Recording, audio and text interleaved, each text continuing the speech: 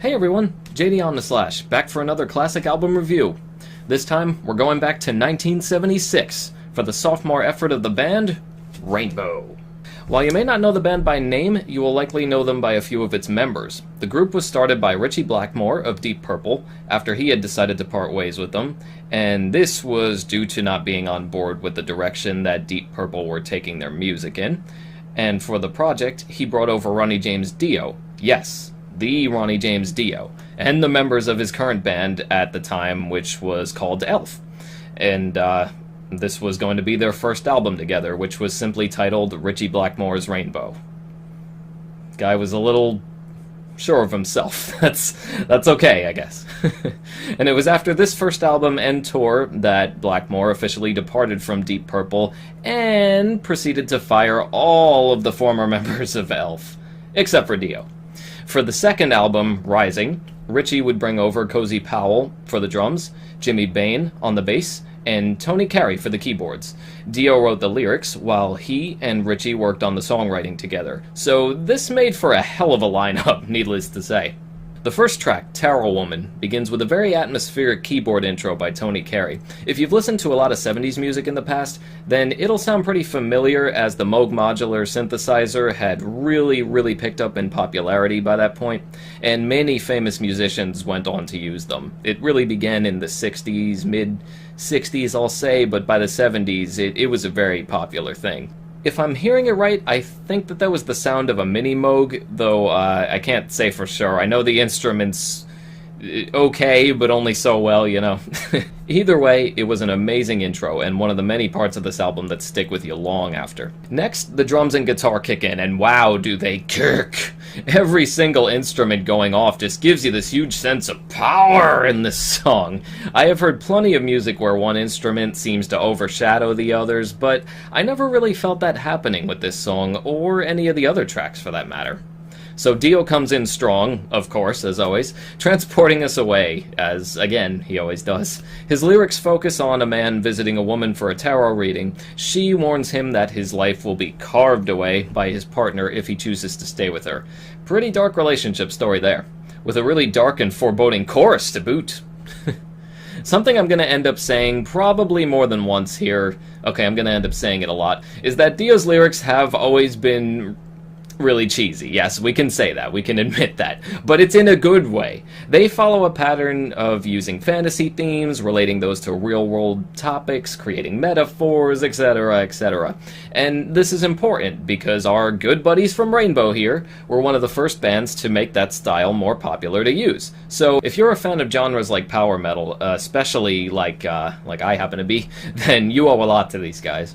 Dio makes everything he sings about sound cool and completely serious, no matter what the topic is. I could listen to him sing the theme song to Barney the Dinosaur, and it would make that thing sound like freaking Godzilla. That is the Dio effect. I've heard people debate about whether or not the next 3 tracks should be considered filler or not, because they aren't the same kind of genre-pushing stuff like the first and final 2 tracks on the album. Those tracks are Run with the Wolf, Starstruck, and Do You Close Your Eyes. Each of these has more of, I'll say, standard hard rock or blues rock sounds that you'd typically hear in this era of rock music. And I don't think it's fair to put these tracks down, as I'd still rank them slightly above the average of what was being put out at the time.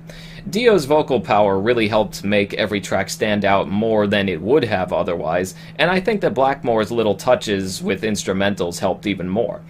For example, the intro melody to Starstruck immediately stood out, with an opening that bordered on prog rock. And who could resist singing along to Do You Close Your Eyes? When you're making love.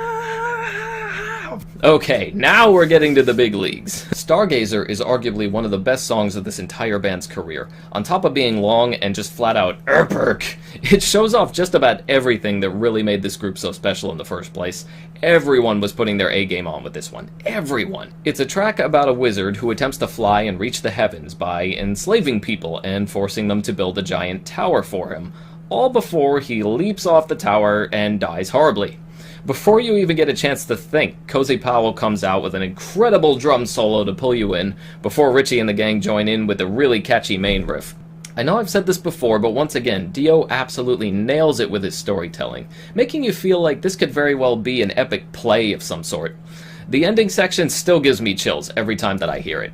That feeling is also increased by the help of the Munich Philharmonic Orchestra, who contributed with horns and a whole string section to this song. Ah! The song may also have one of my favorite guitar solos of all time from Ritchie. It's one of those rare cuts where he gives you just that right amount of power and control, but also enough to feel like it's still carrying the song along, and even heightening it with each second. Honestly, I feel like this song was a direct response to Led Zeppelin's Kashmir, which had come out about 1 year prior to this. I always believed it should have been just as well known and revered, but alas, I guess it just wasn't meant to be. I don't think I could ever really pick one song over the other, as they're both just too dang important, but I'm just glad that we live in a world where both of them exist and I don't have to choose. And finishing this album off is A Light in the Black, a sequel song to Stargazer in its story. It talks about the slaves and how they moved on by finding the light in the black. While it may be a sequel song in story, it sure got a heck of a lot different with the pacing. Wow, does this one come at you fast. You could really see the origins of genres like power metal beginning to form here. All kinds of proggy elements scattered throughout, and an amazing keyboard solo from Tony Carey with some ridiculous distortion to further transport you into that setting. And that outro, my god! Did that whole thing blow me away? Stargazer is still the biggest track here, but I believe A Light in the Black deserves just as much recognition for all the same reasons. This was the band at their absolute peak, and you could feel the passion coming out of everyone's instruments. I don't know how the hell Ronnie hits those vocal notes, but man, am I glad that he does.